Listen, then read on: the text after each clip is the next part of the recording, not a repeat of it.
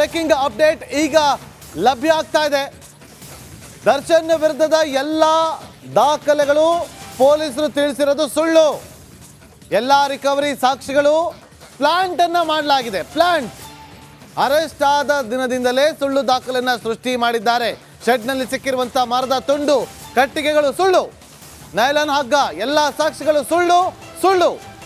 2 ಅಡಿ ಉದ್ದದ ಲಾಠಿ ಸುಳ್ಳು, ರಕ್ತದಿಂದ ಕೂಡಿದ ಲಾಠಿ ಇದೆ ಅನ್ನೋದು ಸುಳ್ಳು ಸುಳ್ಳು ಸುಳ್ಳು ಸುಳ್ಳು. ಈ ಬಗ್ಗೆ ದರ್ಶನ್ ಪರ ವಕೀಲರಾಗಿರುವಂಥ CV ನಾಗೇಶ್ ಅವರು ತಮ್ಮ ವಾದವನ್ನ ಮಂಡಿಸಿದ್ದಾರೆ. ನೋಡಿ, ದರ್ಶನ್ ವಿಚಾರವಾಗಿ ಪೊಲೀಸರು ರಿಕವರಿ ಮಾಡಿರುವಂಥ ದಾಖಲೆಗಳು ಸುಳ್ಳು. ಲಾಠಿ ಸುಳ್ಳು, ಲಾಠಿ ಮೇಲೆ ರಕ್ತದ ಕಲೆಗಳಿರೋದು ಅದು ಕೂಡ ಸುಳ್ಳು. ಎಲ್ಲವೂ ಕೂಡ ಪ್ಲಾಂಟ್ ಮಾಡಲಾಗಿದೆ. ಹಾಗಾಗಿ ಇಲ್ಲಿರೋದನ್ನ ಇಲ್ಲಿ ದಾಖಲೆಯಲ್ಲಿ ತೋರಿಸಿರೋದು ಎಲ್ಲವೂ ಕೂಡ ಸುಳ್ಳು ಸುಳ್ಳು ಸುಳ್ಳು ಅಂತೇಳಿ ದರ್ಶನ್ ಪರ ವಕೀಲರಾಗಿರುವಂಥ CV ನಾಗೇಶ್ ಅವರು ತಮ್ಮ ವಾದವನ್ನ ಮಂಡಿಸಿದ್ದಾರೆ. ಇವತ್ತು ತಮ್ಮ ವಾದವನ್ನ ಮುಕ್ತಾಯಗೊಳಿಸಿದ್ದಾರೆ. ಮುಗೀತು, ನಾಳೆ ಮತ್ತೆ ಮಾಡ್ತೀನಿ ಅಂದಾಗ ನಾಳೆ ಮಧ್ಯಾಹ್ನ 12:30ಕ್ಕೆ ಮತ್ತೊಮ್ಮೆ ತಮ್ಮ ವಾದವನ್ನ ಮುಂದುವರಿಸುತ್ತಾರೆ. CV ನಾಗೇಶ್ ಅವ್ರದ್ದು ಇನ್ನೂ ವಾದ ಮುಕ್ತ ಆಗಿಲ್ಲ. ಇವತ್ತಿಗೆ ವಾದವನ್ನ ಮುಕ್ತಾಯಗೊಳಿಸಿದ್ದಾರೆ ಅಷ್ಟೇ. ನಾಳೆ ಇನ್ನೂ ಇದೆ. ನಾಳೆ ಇನ್ನೂ ಒಂದಷ್ಟು ಅಂಶಗಳನ್ನು ಅಲ್ಲಿ ಪ್ರಸ್ತಾಪ ಮಾಡ್ತಾರೆ. ಆದರೆ ಈಗ ವಾದವನ್ನ ಮಂಡಿಸಿದ ಬಳಿಕ ಪ್ರತಿವಾದ ಹೇಗಿರುತ್ತೆ ಅದು ಬಹಳ ಕುತೂಹಲ ಕೇಳಿಸಿದೆ.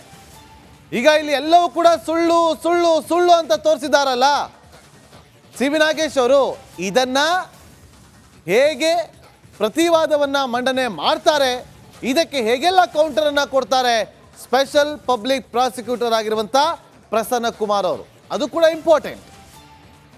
Special public prosecutor Prasanna Kumar ಅವರು ಸುಮ್ಮನೆ ಇರೋದಿಲ್ಲ.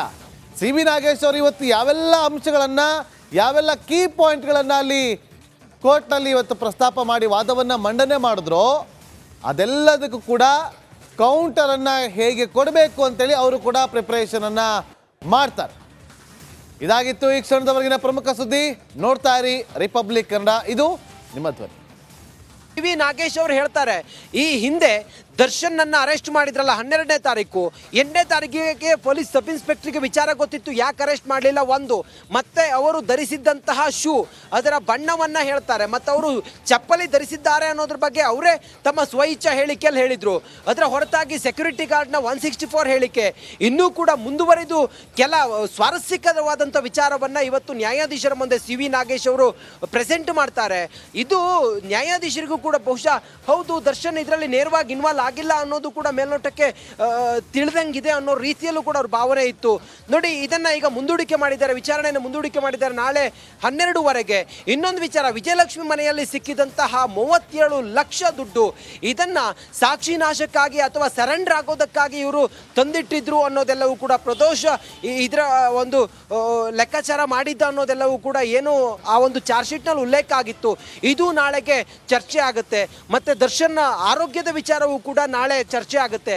ಆ ಮೂಲಕ ದರ್ಶನ್ಗೆ ಏನಾದರೂ ಬೇಲ್ ಸಿಗುವಂಥ ಸಾಧ್ಯತೆಗಳು, ಪಾಸಿಬಿಲಿಟೀಸ್ ಏನಾದರೂ ಇದ್ದರೆ ಈ ಎಲ್ಲ ವಾದಗಳೇನಿದ್ದಾವೆ, ಈ ಪೊಲೀಸರು ಮಾಡಿದಂಥ ಈ ಸಾಕ್ಷಿಗಳು ಅಥವಾ ತಾವು ಮಾಡಿದಂಥ ತನಿಖೆಯಲ್ಲಿ ಕಲೆ ಹಾಕಿದಂಥ ಸಾಕ್ಷಿಗಳು, ಇದನ್ನು ಉದ್ದೇಶಪೂರ್ವಕವಾಗಿ ದರ್ಶನ್ನನ್ನು ಈ ರೀತಿಯಾಗಿ ಹೆಣಿಬೇಕು ಅನ್ನೋದಕ್ಕೋಸ್ಕರ ಅವರು ಮೊದಲೇ ಪ್ರೀ ಪ್ಲಾನ್ಡ್ ಆಗಿ ಮತ್ತೊಂದು ಮಾಡಿರೋದ್ರ ಬಗ್ಗೆ ವಿಚಾರ ಸಬ್ ಇನ್ಸ್ಪೆಕ್ಟರ್ಗೆ ಗೊತ್ತಾಗಿತ್ತು. ಆದರೆ ಯಾಕೆ ಸಬ್ ಇನ್ಸ್ಪೆಕ್ಟರ್ ಅಥವಾ ಪೊಲೀಸರು ಯಾಕೆ ದರ್ಶನ್ನನ್ನು 12ನೇ ತಾರೀಕು ಅರೆಸ್ಟ್ ಮಾಡಿದ್ರು, ಇದೊಂದು ವಿಚಾರ. ಮತ್ತೊಂದು 164 ಹೇಳಿಕೆಯಲ್ಲಿ ಕೊಟ್ಟಂಥ ಸ್ಟೇಟ್ಮೆಂಟ್ನಲ್ಲಿ ಇವರು ಪೊಲೀಸರು ಟ್ರಾನ್ಸ್ಲೇಷನ್ ಮಾಡಿ ಆ ಸೆಕ್ಯೂರಿಟಿಗೆ ಆತನ ಬಾಯಲ್ಲಿ ಹೇಳಿಸಿದ್ರು ದರ್ಶನ್ ಇದರಲ್ಲಿ ಇನ್ವಾಲ್ವ್ ಆಗಿದ್ದಾನೆ ಅಥವಾ ಆತ ಐ ವಿಟ್ನೆಸ್ ಆಗಿ 164 ಸ್ಟೇಟ್ಮೆಂಟನ್ನು ಕೊಟ್ಟಿದ್ದ. ಇನ್ನು ನಾವು ನೋಡ್ತಾ ಹೋದರೆ ದರ್ಶನ್ ತನ್ನ ಸ್ವಇಚ್ಛಾ ಹೇಳಿಕೆಯಲ್ಲಿ ತಾವು ಆಡಿದಂಥ ಮಾತು ನೋಡಿ, ನಾನು ಆ ದಿನ ಚಪ್ಪಲಿ ಹಾಕಿದ್ದೆ ಅಂತ ಹೇಳಿದರು, ಆದರೆ ಪೊಲೀಸರು ಶೂ ಅಂತೇಳಿ ಮೆನ್ಷನ್ ಮಾಡಿದ್ದಾರೆ. ಮತ್ತು ದರ್ಶನ್ ತನ್ನ ಬಟ್ಟೆಯ ಬಣ್ಣದ ಬಗ್ಗೆ ಹೇಳಿರಲಿಲ್ಲ, ಆದರೆ ಪೊಲೀಸರು ಚಾರ್ಜ್ ಶೀಟಲ್ಲಿ ಕಪ್ಪು ಬಣ್ಣದ ಟೀ ಶರ್ಟನ್ನು ದರ್ಶನ್ ಧರಿಸಿದ್ರು ಅನ್ನೋದ್ರ ಬಗ್ಗೆ ಉಲ್ಲೇಖ ಮಾಡಿದ್ದಾರೆ. ಇದನ್ನು ಉದಾಹರಿಸಿ ಅಥವಾ ಇದನ್ನು ಉಲ್ಲೇಖ ಮಾಡಿ ದರ್ಶನ್ ಪರವಾದ ವಕೀಲರು CV ನಾಗೇಶ್ ಅವರು ನ್ಯಾಯಾಧೀಶರ ಮುಂದೆ ಪಿನ್ ಟು ಪಿನ್ ಆಗಿ ಹೇಳ್ತಾ ಇದ್ದಾರೆ, ನೋಡಿ ಈ ರೀತಿ ಪ್ಲಾಂಟ್ ಮಾಡಿ ದರ್ಶನ್ನನ್ನು ಇದರಲ್ಲಿ ಸಿಲುಕಿಸಲೇಬೇಕು ಅಥವಾ ದರ್ಶನ್ಗೆ ಇದರಿಂದ ಹೊರಗಡೆ ಬರಲಿಕ್ಕೆ ಸಾಧ್ಯ ಆಗಬಾರ್ದು ಅನ್ನೋ ಒಂದು ನಿಟ್ಟಿನಲ್ಲಿ ಪೊಲೀಸರು ಹೆಣೆದಂತ್ರ ಒಂದಿಷ್ಟು ಫೇಕ್ ಸಾಕ್ಷಿಗಳು ಅನ್ನೋದನ್ನು CV ನಾಗೇಶ್ ಅವರು ಈಗ ನ್ಯಾಯಾಧೀಶರಿಗೆ ಮನವರಿಕೆ ಮಾಡೋ ಪ್ರಯತ್ನವನ್ನು ಮಾಡ್ತಾ ಇದ್ದಾರೆ. ಆದರೆ ನ್ಯಾಯಾಧೀಶರಿಗೆ ಎಲ್ಲವೂ ಕೂಡ ಗೊತ್ತಿದೆ. ನ್ಯಾಯಾಧೀಶರು ಪ್ರತಿಯೊಂದನ್ನು ಕೂಡ ಬಹಳ ಸೂಕ್ಷ್ಮವಾಗಿ ಗಮನಿಸ್ತಾ ಇದ್ದಾರೆ. ಇದರ ಸತ್ಯಾಸತ್ಯತೆಯ ಆಧಾರದ ಮೇಲೆ ನ್ಯಾಯಾಧೀಶರು ಬೇಲ್ ಕೊಡ್ಬೇಕಾ ಕೊಡಬಾರ್ದಾ ಅನ್ನೋದನ್ನ ತೀರ್ಮಾನ ಮಾಡ್ತಾರೆ. ಒಂದಂತೂ ಬಹಳ ಸ್ಪಷ್ಟವಾಗಿದೆ. ಮತ್ತೆ ಸಂಪರ್ಕ ಮಾಡ್ತೀನಿ ವೇಟ್. ಮತ್ತೊಂದು ಈಗ ನೋಡಿ, ಮುಂದಿನ ಭಾಗದಲ್ಲಿ ಶೂ ಸೀಕ್ರೆಟ್ ಅನ್ನ ಸಿ.ವಿ. ನಾಗೇಶ್ ಅವರು ತೆರೆದಿಟ್ಟಿದ್ದಾರೆ. ಪ್ರಬಲವಾದಂತ ಸಿ.ವಿ. ನಾಗೇಶ್ ಅವರು ಹೇಳ್ತಾರೆ, ಈ ಹಿಂದೆ ದರ್ಶನ್ ನನ್ನ ಅರೆಸ್ಟ್ ಮಾಡಿದ್ರಲ್ಲ 12ನೇ ತಾರೀಕು, 8ನೇ ತಾರೀಕಿಗೆ ಪೊಲೀಸ್ ಸಬ್ ಇನ್ಸ್ಪೆಕ್ಟರ್ಗೆ ವಿಚಾರ ಗೊತ್ತಿತ್ತು, ಯಾಕೆ ಅರೆಸ್ಟ್ ಮಾಡಲಿಲ್ಲ. ಒಂದು ಮತ್ತೆ ಅವರು ಧರಿಸಿದ್ದಂತಹ ಶೂ ಅದರ ಬಣ್ಣವನ್ನ ಹೇಳ್ತಾರೆ, ಮತ್ತು ಅವರು ಚಪ್ಪಲಿ ಧರಿಸಿದ್ದಾರೆ ಅನ್ನೋದ್ರ ಬಗ್ಗೆ ಅವರೇ ತಮ್ಮ ಸ್ವಇಚ್ಛಾ ಹೇಳಿಕೆಯಲ್ಲಿ ಹೇಳಿದ್ರು. ಅದರ ಹೊರತಾಗಿ ಸೆಕ್ಯೂರಿಟಿ ಗಾರ್ಡ್ನ 164 ಹೇಳಿಕೆ ಇನ್ನೂ ಕೂಡ ಮುಂದುವರಿದು ಕೆಲ ಸ್ವಾರಸ್ಯಕರವಾದಂಥ ವಿಚಾರವನ್ನ ಇವತ್ತು ನ್ಯಾಯಾಧೀಶರ ಮುಂದೆ ಸಿ.ವಿ. ನಾಗೇಶ್ ಅವರು ಪ್ರೆಸೆಂಟ್ ಮಾಡ್ತಾರೆ.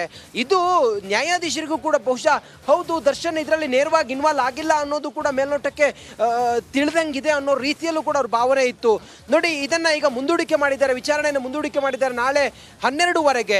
ಇನ್ನೊಂದು ವಿಚಾರ, ವಿಜಯಲಕ್ಷ್ಮಿ ಮನೆಯಲ್ಲಿ ಸಿಕ್ಕಿದಂತಹ 37 ಲಕ್ಷ ದುಡ್ಡು, ಇದನ್ನ ಸಾಕ್ಷಿ ನಾಶಕ್ಕಾಗಿ ಅಥವಾ ಸರೆಂಡರ್ ಆಗೋದಕ್ಕಾಗಿ ಇವರು ತಂದಿಟ್ಟಿದ್ರು ಅನ್ನೋದೆಲ್ಲವೂ ಕೂಡ ಪ್ರದೋಷ ಇದರ ಒಂದು ಲೆಕ್ಕಾಚಾರ ಮಾಡಿದ್ದ ಅನ್ನೋದೆಲ್ಲವೂ ಕೂಡ ಏನು ಆ ಒಂದು ಚಾರ್ಜ್ ಶೀಟ್ನಲ್ಲಿ ಉಲ್ಲೇಖ ಆಗಿತ್ತು. ಇದು ನಾಳೆಗೆ ಚರ್ಚೆ ಆಗುತ್ತೆ. ಮತ್ತೆ ದರ್ಶನ್ ಆರೋಗ್ಯದ ವಿಚಾರವೂ ಕೂಡ ನಾಳೆ ಚರ್ಚೆ ಆಗುತ್ತೆ.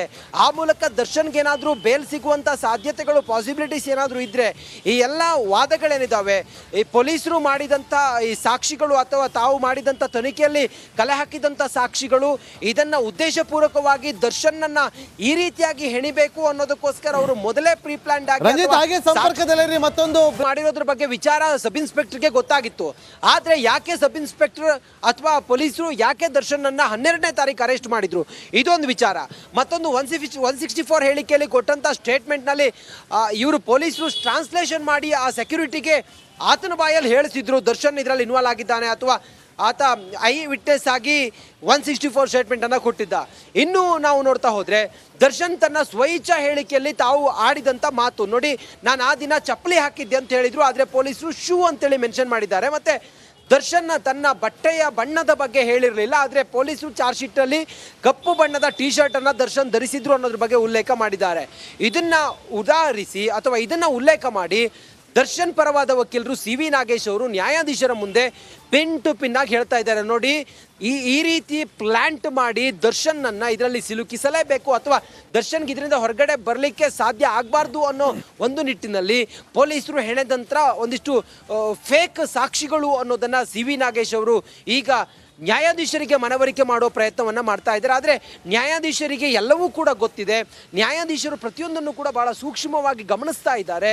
ಇದರ ಸತ್ಯಾಸತ್ಯತೆಯ ಆಧಾರದ ಮೇಲೆ ನ್ಯಾಯಾಧೀಶರು ಬೇಲ್ ಕೊಡ್ಬೇಕಾ ಕೊಡಬಾರ್ದಾ ಅನ್ನೋದನ್ನ ತೀರ್ಮಾನ ಮಾಡ್ತಾರೆ. ಒಂದಂತೂ ಬಹಳ ಸ್ಪಷ್ಟವಾಗಿದೆ. ಮತ್ತೆ ಸಂಪರ್ಕ ಮಾಡ್ತೀನಿ ವೇಟ್. ಮತ್ತೊಂದು ಈಗ ನೋಡಿ, ಮುಂದಿನ ಭಾಗದಲ್ಲಿ ಶೂ ಸೀಕ್ರೆಟ್ ಅನ್ನ ಸಿ.ವಿ. ನಾಗೇಶ್ ಅವರು ತೆರೆದಿಟ್ಟಿದ್ದಾರೆ. ಪ್ರಬಲವಾದಂತ